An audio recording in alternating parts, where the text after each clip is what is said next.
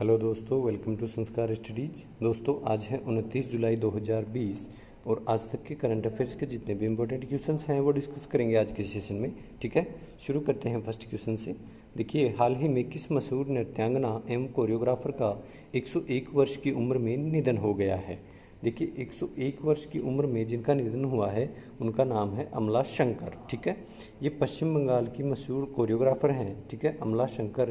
ये पिक्चर आप जो देख रहे हैं ये अमला शंकर की पिक्चर है जिनका 101 वर्ष की आयु में निधन हो गया है। ठीक है, इनका जन्म 1919 में हुआ था और हाल ही में वर्ष 2020 में इनका निधन हुआ है। ठीक है, पश्चिम बंगाल सरकार ने 2011 में इन्हें बंग विभूषण से सम्मानित किया था। देखिए, बंग विभूषण जो पश्चिम बंगाल सरकार द्वारा दिया जाने वाला एक पुरस्कार है, तो 2011 में अमला शंकर को इस पुरस्कार से सम्मानित किया गया था। ठीक है, नेक्स्ट क्वेश्चन देखिए।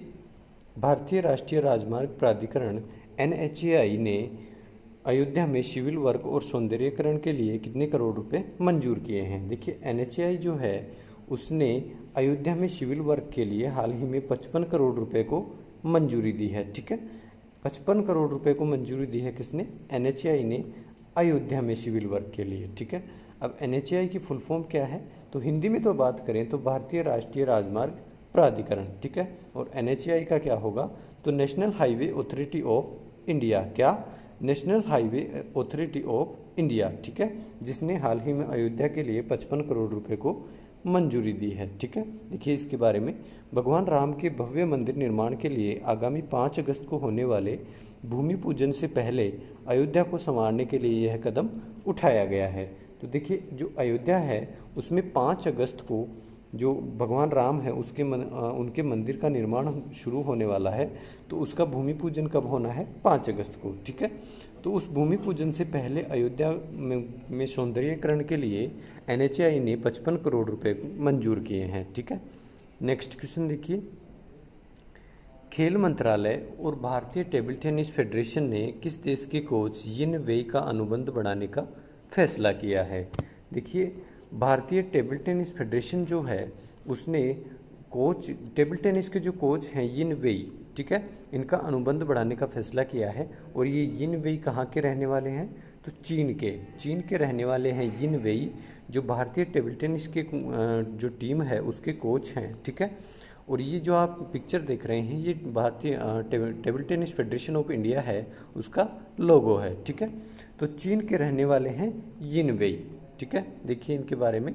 खेल मंत्रालय और भारतीय टेबल टेनिस फेडरेशन ने चीनी कोच यिन वेई का अनुबंध बढ़ाने का फैसला किया है। यिन वेई कोलकाता स्थित कोल इंडिया साई की टेबल टेनिस अकादमी में हैं। तो अभी वर्तमान में ये कोलकाता में जो कोल इंडिया साई की टेबल टेनिस एकेडमी है वहाँ पे कार्यरत हैं। ठीक है, अब बात करें table tennis federation of India की, तो इसकी स्थापना कब हुई? तो 1926 में स्थापना हुई थी table tennis federation of India की। ठीक है, इसके जो प्रेजेंट टाइम पे चेयरमैन हैं वो है दुष्यंत चौटाला और इसका मुख्यालय है नांगलोई, दिल्ली में। ठीक है, तो नई दिल्ली में इसका मुख्यालय है और इसके चेयरमैन हैं दुष्यंत चौटाला। ठीक है, नेक्स्ट क्वेश्चन देखिए।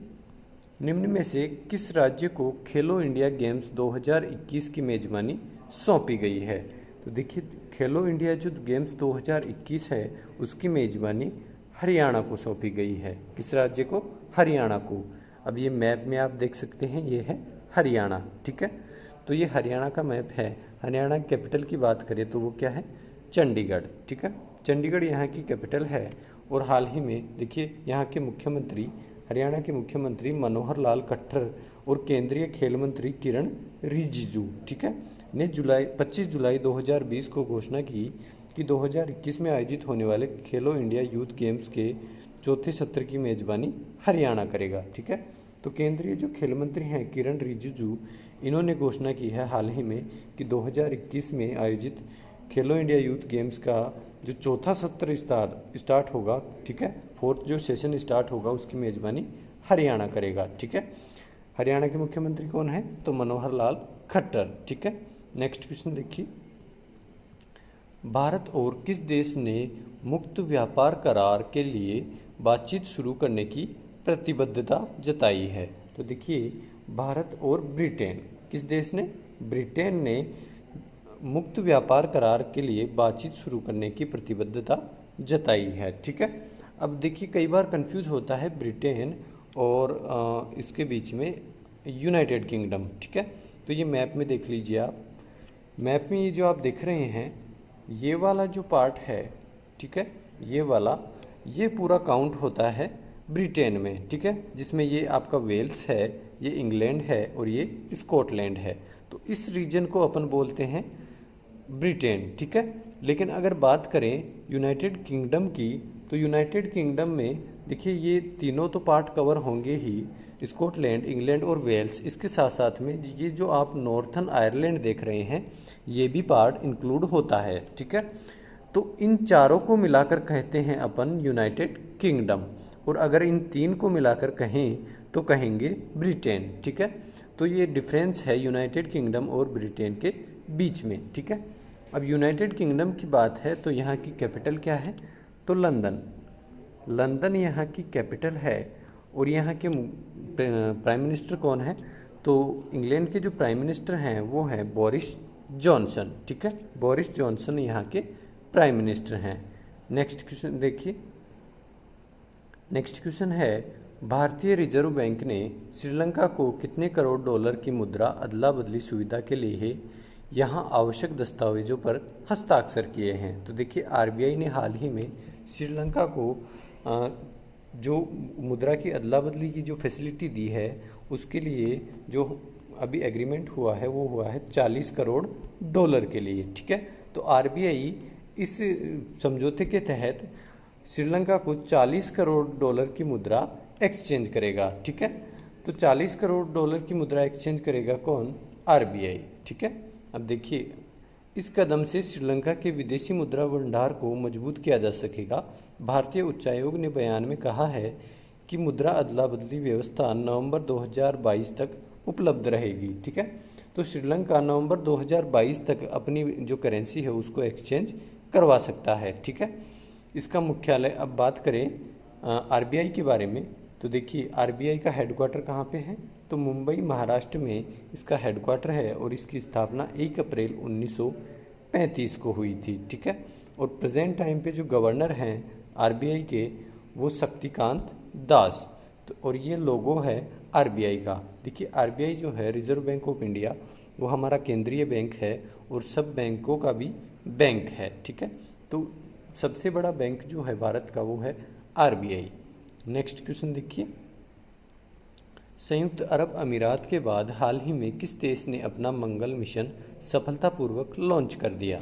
देखिए हाल ही में पहले संयुक्त अरब अमीरात यूएई ने अपना मंगल मिशन लॉन्च किया था। उसके बाद में हाल ही में जो मंगल मिशन लॉन्च किया है वो किया है चीन ने। ठीक है, चीन ने अपना मंगल मिशन लॉन्च किया है, और इस मिशन की अगर बात करें तो देखिए ताइनवेन 1 इस मिशन का नाम है। ठीक है, इस मिशन को दक्षिणी चीन के हैनान प्रांत के वेनचांग स्पेसक्राफ्ट लॉन्च सेंटर से रवाना किया गया। ठीक है, यह यान करीब 50 करोड़ किलोमीटर की लंबी यात्रा 7 माह में पूरी करने के बाद लाल ग्रह किसे कहते हैं अपन, तो मंगल को, मार्स को लाल ग्रह भी कहते हैं, की कक्षा में प्रवेश करेगा। ठीक है, हालांकि चीन ने वर्ष 2011 में भी प्रयास किया था, लेकिन तब उसका मिशन विफल हो गया था। तो पहले भी चीन इसके लिए प्रयास कर चुका है 2011 में, और वो मिशन इनका फेल हो गया था। ठीक है, और हाल ही में जो मिशन इन्होंने लॉन्च किया है मार्स के लिए या मंगल ग्रह के लिए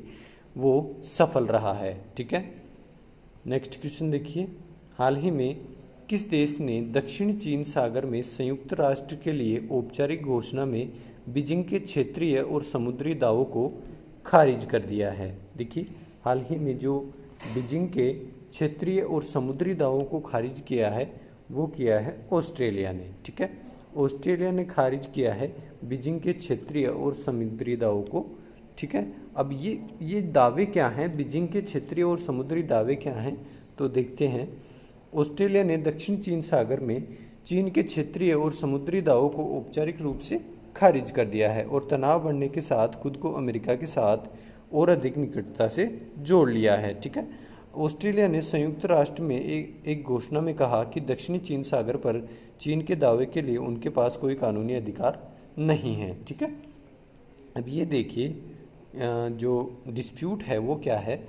देखिए ये है मैप, और इस मैप में ये जो आप रीजन देख रहे हैं ये है बंगाल की खाड़ी। ठीक है, और ये जो है एरिया ये है साउथ चाइना सी, दक्षिणी चीन सागर। ठीक है, ये दक्षिणी चीन सागर है, इस पर चाइना क्लेम करता है कि ये जो दक्षिणी चीन सागर है ये पूरा हमारा है। ठीक है, लेकिन आप सभी ने पढ़ा है कि जो समुद्री सीमाएं हैं उनका एक क्राइटेरिया होता है, उन पे भी कानून लागू होते हैं। ठीक है, तो चीन का जो ये वाला पार्ट है, ये वाला, ये तो इस दक्षिणी चीन सागर से टच करता है, बट अगर आप वेस्ट में, ईस्ट में या साउथ में देखें तो इस एरिए में दूसरे देश आते हैं। ठीक है, जैसे इधर फिलीपींस है, ये फिलीपींस है। ठीक है, नीचे मलेशिया आ गया, उसके बाद में इधर कंबोडिया आ गया। ठीक है, तो इस प्रकार से कुछ दूसरे देशों की भी दक्षिणी चीन सागर से सीमा लगती है। तो इस रीजन में दूसरे देशों की जो सीमा लगती है उस रीजन में उन्हीं का अधिकार होगा। बट चाइना ये वो क्लेम करता है कि जो पूरा दक्षिणी चीन सागर है ये वाला, ये हमारा है। ठीक है, जो उनका कतई कानूनी अधिकार नहीं है। ठीक है, तो इंटरनेशनल जो लॉ है उसके अकॉर्डिंग भी चाइना का अधिकार इस पर नहीं होता। ठीक है, बट ये बार बार इसको अपना अधिकार दर्शाना चाहता है। ठीक है, तो इसी डिस्प्यूट को लेकर ऑस्ट्रेलिया ने चाइना का जो ये अधिकार ये क्लेम करता है इसको खारिज कर दिया है। कहाँ पे? यूएन के सामने। ठीक है, तो ऑस्ट्रेलिया ने इनके जो क्षेत्रीय अधिकार हैं उनको खारिज किया है, किसको लेकर? दक्षिणी चीन सागर को लेकर। ठीक है, नेक्स्ट क्वेश्चन देखिए, हाल ही में भारत ने कब तक 60% अक्षय ऊर्जा के लक्ष्य को निर्धारित किया है? देखिए अक्षय ऊर्जा ये क्या है? तो अक्षय ऊर्जा आप देख रहे हैं, ये जो आप पिक्चर देख रहे हैं इससे आप समझ गए होंगे कि अक्षय ऊर्जा क्या होती है। तो जो रिन्यूएबल एनर्जी है जिसे अपन पुनर्नवीनीकरण जिसका किया जा सकता है उसे अक्षय ऊर्जा कहते हैं, जिसमें जैसे सोलर एनर्जी है, विंड एनर्जी है। ठीक है, तो ये जो आप पिक्चर देख रहे हैं ये अक्षय ऊर्जा का एक एग्जाम्पल है। ठीक है, तो भारत ने जो लक्ष्य रखा है, भारत 60% तक अक्षय ऊर्जा उत्पादन का, ठीक है, तो वो रखा है 2030 तक का। ठीक है, 2030 तक भारत में 60% अक्षय ऊर्जा उत्पादन का लक्ष्य रखा गया है। नेक्स्ट क्वेश्चन देखिए, हाल ही में राजस्थान सरकार ने किस शहर में पहले प्लाज्मा बैंक की स्थापना की घोषणा की? देखिए राजस्थान सरकार में जो पहले प्लाज्मा बैंक की स्थापना की घोषणा की है वो होगा जयपुर में। जयपुर में राजस्थान का पहला प्लाज्मा बैंक स्थापित होगा। अब प्लाज्मा बैंक की आवश्यकता क्यों पड़ी? तो देखिए जो कोविड-19 है, कोविड-19 उसके लिए मरीजों को जो प्लाज्मा थेरेपी दी जाती है, ठीक है, प्लाज्मा थेरेपी दी जाती है जिसमें जो कोविड-19 से जो ठीक हो चुका है, कोरोना से जो ठीक हो चुका है जो मरीज, उसके बॉडी का प्लाज्मा जो अभी वर्तमान में अभी प्रेजेंट टाइम पे जो पेशेंट है उसके बॉडी में इंजेक्ट करवाया जाता है। ठीक है, जिससे उसको जो उसकी जो इम्यूनिटी है, जो रोग प्रतिरोधक क्षमता है पेशेंट की, वो डेवलप होती है और वो जल्दी रिकवर कर पाता है। ठीक है, तो इसलिए ये प्लाज्मा बैंकों की स्थापना की जा रही है, जैसे दिल्ली में भी की गई है। दिल्ली में सबसे बड़े प्लाज्मा बैंक की स्थापना की गई है, महाराष्ट्र भी कर चुका है। ठीक है, तो इसके बाद में अभी राजस्थान भी प्लाज्मा बैंक की स्थापना करेगा और वो कहाँ पे होगा? जयपुर में। ठीक है, ये जो पिक्चर आप देख रहे हैं ये हवा महल की है जो जयपुर का सिंबल है। ठीक है, तो ये आज का अपना सेशन था जिसमें कुछ इंपॉर्टेंट क्वेश्चंस को डिस्कस किया हमने। ठीक है, तो इसी तरह पढ़ते रहिए और आगे बढ़ते रहिए, और अगर ये आपको वीडियो हेल्पफुल लगता है, ठीक है, तो इस वीडियो को लाइक करें और हमारे चैनल को सब्सक्राइब करें और इस वीडियो को ज़्यादा से ज़्यादा शेयर करें। ठीक है, मिलेंगे कल एक नए सेशन के साथ में, तब तक के लिए थैंक यू।